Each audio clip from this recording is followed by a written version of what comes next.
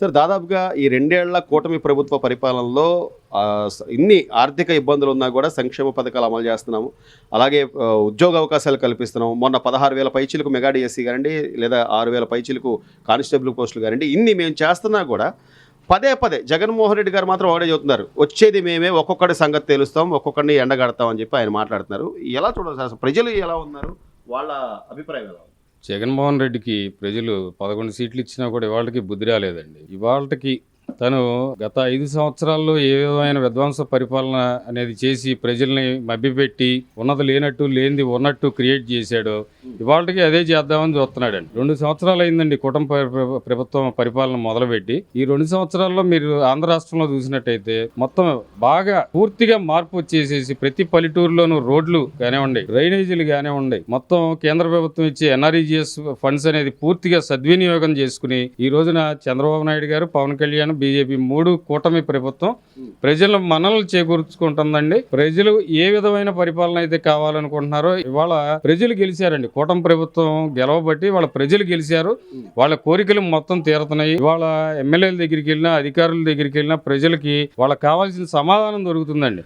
గత 5 సంవత్సరాల్లో అసలు ఎమ్మెల్యే ఎక్కడ ఉండేవాడో ఎవరికీ తెలియదు. ఒక అధికారి పనిచేసేవాడు కాదు. ప్రజలు వెళ్ళి పడిగాపులు కాసేవాళ్ళు అండి ప్రభుత్వ కార్యాలయాలు అన్నమాట. ఇవాళ చూడండి, పీజీఆర్ఎస్ పెట్టాము. ఇవాళ ఎమ్మెల్యే ఆఫీసుల్లో కూడా పీజీఆర్ఎస్ ఉంటుంది, కలెక్టర్ ఆఫీసులో ఉంటుంది. ఎటువంటి కంప్లైంట్ వచ్చినా కూడా తక్షణం 3వ రోజు 4వ రోజున పరిష్కారం ఈ రోజున కూటమి ప్రభుత్వం ప్రజలకు చూపిస్తుంది. కాబట్టి ప్రజలందరూ కూడా హర్షం వ్యక్తం చేస్తున్నారండి. ఇవాళ మీరు అన్నది కరెక్టే సార్. అంటే రాష్ట్ర ముఖ్యమంత్రి వెళ్ళి పెన్షన్లు ఇచ్చే పరిస్థితి ఉంది. రాష్ట్ర ముఖ్యమంత్రి మీకు ఏ సమస్య ఉన్నా కూడా నేరుగా నా దగ్గర రండి అని చెప్తున్నారు. ప్రజా దర్బార్ పేరుతో లోకేష్ గారు గారండి, లేదా నియోజకవర్గాల్లో ఎమ్మెల్యేలు గారండి ప్రజలకు చేరుగా ఉండే ప్రయత్నం చేస్తున్నారు. గత 5 ఏళ్లలో ఇది లేదు. కనీసం జగన్మోహన్ రెడ్డి గారిని కలిసే పరిస్థితి కూడా లేదు. అయినా కూడా పదే పదే బయటకు వచ్చి ఒక అబద్ధాన్ని 10 సార్లు నిజం నిజం నిజం అంటే నిజమైపోద్దనే జగన్మోహన్ రెడ్డి గారి ఆలోచన. ఎట్లా చూడాలి సార్? ఇవాళ రాష్ట్ర ముఖ్యమంత్రి గారు ప్రజల్లో తాను ఒకటిగా ప్రజా సొమ్ముని ప్రజలకి ఏ విధంగా తీసుకుని వెళ్లాలో వాళ్ళ గుమ్మం దగ్గరికి తీసుకెళ్తున్నాడండి. ఇవాళ వరకు చరిత్రలో చూసుకుంటే ఈ ప్రపంచంలో ఏ ముఖ్యమంత్రి ఇంటికి వెళ్ళి పెన్షన్లు పంచింది లేదండి. ప్రజలకు అనుసంధానంగా వారితో మమేకమయ్యి ప్రతి పెన్షన్ల పండగ రోజున ఆయన 10 మంది కుటుంబాల్లోకి వెళ్ళి వాళ్ళ కుటుంబంలో ఒకటిగా ఆయన జీవనం సాగిస్తున్నారండి. ఇవాళ చరిత్రలో ఇది ఒక మరోలేని అధ్యాయంగా మనం చూసుకోవాలండి. కానీ పీపీపీ మోడల్ అనేది అసలు కేంద్ర ప్రభుత్వం అప్రూవల్ చేసిన మోడలు. దానిలో కమిటీకి సంబంధించి 2023లోనే ఆ విధానం తీసుకొస్తే అప్పుడు గురుమూర్తి అనేటువంటి ఎంపీ, వైసీపీ ఎంపీ కూడా దానిలో ఒక మెంబర్గా ఉన్న వ్యక్తి. సో ఇది వదిలేసి మొన్న 1 కోటి సంతకాల సేకరణ అని చెప్పి 1,40,00,000 1,40,00,000 సంతకాలు మేము సేకరించామని గవర్నర్ కలిసి, అదేమంటే ఋషికొండ మీద మేము కట్టింది కేవలం ఎవరో పుతిన్ వస్తాడనో లేకపోతే ప్రధానమంత్రి వస్తాడో అని చెప్పి ఈయన కవర్ చేసుకోవడానికి ఎలా చూడాలంటారు? మీ అభిప్రాయం? ఇవాళ 1 కోటి సంతకాల ప్రోగ్రాం అనేది పెద్ద బోగస్ అండి. వైసీపీ వాళ్ళకి కూటమి ప్రభుత్వం తప్పులు ఎత్తి చూపించడానికి ఎక్కడా కనపట్ల. ఏదో ఒక విధానాన్ని అడ్డుపెట్టుకుని వీళ్ళు ప్రజల్లోకి వెళ్ళాలి అంటే ఏదో ఒకటి కావాలి. వాళ్ళకి బురద జల్లాలి. ఈ పీపీపీ విధానం అనేది వీళ్ళు ఒకటి నెత్తి మీద వేసుకుని బురద జల్లే కార్యక్రమాన్ని చేస్తున్నారు. పీపీపీ విధానం మీద కోర్టుకి మొన్న వెళ్తే కోర్టు మొట్టికాయలు అక్షంతలు వేసింది. వీళ్ళకి గవర్నర్ గారిని కలిశారు. గవర్నర్ గారు ఒకటే మాట చెప్పారు, ఇది మీరు మొదలుపెట్టిన విధానమే కదరా బాబు. పీపీపీ అంటే అదేదో ప్రైవేట్కి ఇచ్చేయట్లేదు, ప్రైవేటు భాగస్వామ్యం మీద చేస్తున్నారు తప్పితే ఇదేం ప్రైవేట్కి అమ్ముకు తింటలేదు. అసలు పీపీపీ అంటే ఏంటో నువ్వు తెలుసుకుని రారా బాబు ముందు మా దగ్గరికి అని చెప్పి ఇవాళ ప్రజలందరూ అతనికి చెప్తున్నారండి. సో మొత్తం మీద అయితే ఇంత స్పష్టంగా ఇంత ఇదిగా ఈ రోజున ప్రతిదీ కూడా పారదర్శకంగా ప్రజలకు తెలిసే విధంగా ఆర్టీఐ కానీ, రైట్ టు ఇన్ఫర్మేషన్ యాక్ట్లో కానీ ప్రతిదీ కూడా పొందుపరుస్తున్నారు.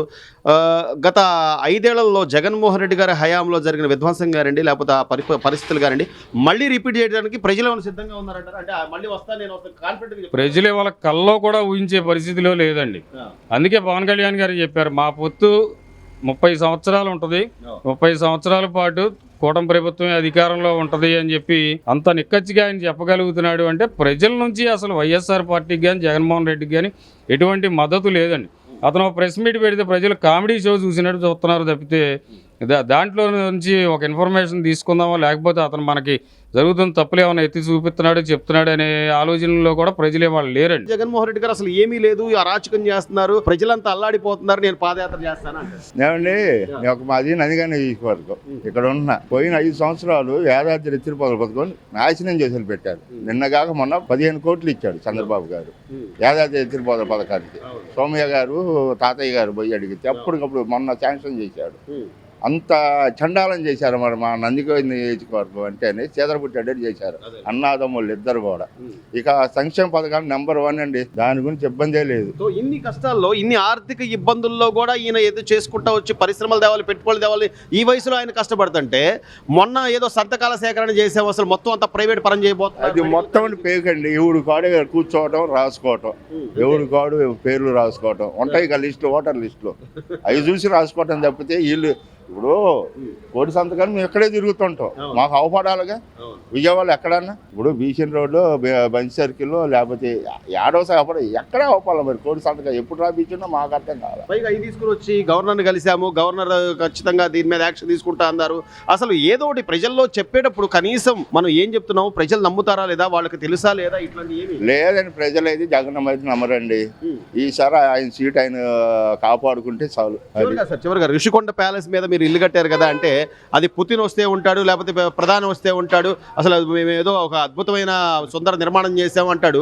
మరి ఆ రోజు చెప్పాడు సార్ ఇది ఎవరి కోసం కడుతున్నాం ఏంటది, అసలు అది చెప్పలేదు. మొన్న మాట్లాడుతున్నాడు, మొన్న మాట్లాడాడు దాని గురించి, అంతకుమించి ఏమీ లేదు. వీళ్ళేదో చేస్తున్నారు ఇది చేయటం అని. ఇప్పుడు యోగా ప్రధానమంత్రి ప్రపంచం వైడ్గా ఇచ్చేసాడు యోగా ఇయ్యాల, అటువంటి దాన్ని ఎంత చీపుగా చూశాడు ఆయన. అది తెలిసినోడు అది మాట్లాడు, తెలియనోడు కాబట్టి యోగా గురించి ఇది అవుతున్నాడు మాట్లాడే అసలు ఇది లేదండి, ఆయనకి ఛాన్సే లేదండి. ఇంకా నెంబర్ 1 అండి, నెంబర్ 1 డెవలప్మెంట్ కానీ ఏదైనా సరే నెంబర్ 1 బాబు గారు తర్వాత లోకేష్ గారు, తర్వాత ఏనా కళ్యాణ్ గారు, ముగ్గురే బ్రహ్మాండంగా ఉన్నారు. అసలు అప్పుడైతే మా బాబు అనుకోవాల్సి వచ్చేది. ఇవాళ ఏముందండి అంతా ప్రశాంతంగా ఉంది. ఒక రకంగా చెప్పాలంటే కూటమి ప్రభుత్వం అభివృద్ధి పనులు ముందంజలో ఉంది. కూటమి ప్రభుత్వం చాలా బాగా చేస్తుంది. గతంలో రోడ్లు చూశారు, ఇవాళ రోడ్లు చూస్తున్నారుగా, ప్రజలే చెప్తారు. మార్పు ఉందండి.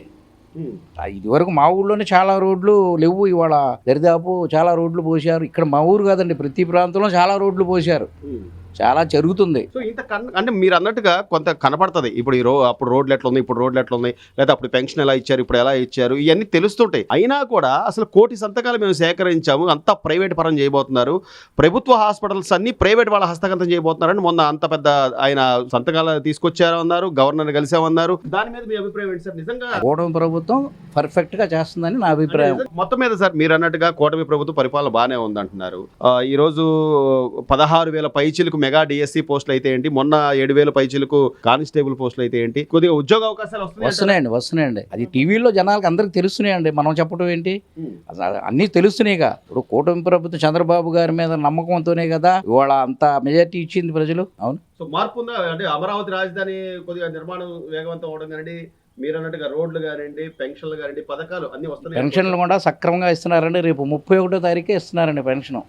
ఇప్పుడు 1st తారీఖు ఇవ్వాల్సిన పెన్షన్ 31వ తారీఖే ఇస్తున్నారు. లేదండి అబ్బే లేదండి, అలా అసలు లేదండి. అదేంటి రైతులకు ధాన్యం కూడా సక్రమంగా అన్ని చర్యలు తీసుకుంటున్నారు దాని మీద. అది మరి ఇన్ని జరుగుతున్నా నేను వస్తాను, ఒక్కొక్కటి సంగతి తెలుస్తాను, 2 ఏళ్లలో మొత్తం అంతా అవన్నీ వాళ్ళేనండి, వాళ్ళు చెప్పి మామూలు అవన్నీ. సో అవన్నీ జరగమంటారా? ఇంకో ఛాన్స్ జగన్మోహన్ రెడ్డి గారికి అవకాశం ఏం లేదంటారా? ఇప్పుడు అభివృద్ధి చూస్తున్నారండి ప్రజలు కూడా, ఈ అభివృద్ధి చూసే చేస్తారు ప్రజలు. ఇప్పుడు పోయినసారి జగన్మోహన్ రెడ్డి గారు చేశారు, ఇప్పుడు చంద్రబాబు గారు బాగా చేస్తారు అని చంద్రబాబు గారి మీద నమ్మకంతోనే ప్రజలు గెలిపించారు. ఏమంటే ఆ నమ్మకాన్ని నిలబెట్టుకున్నారు. ఇంకా 3 సంవత్సరాలు ఉంది చేయాల్సింది, ఇంకా చాలా చేస్తారని చంద్రబాబు గారు, పవన్ కళ్యాణ్ గారు చేస్తారని, లోకేష్ గారు బాగా చేస్తారని మా నమ్మకం మాకు ఉంది. Please subscribe to Leo news for more videos.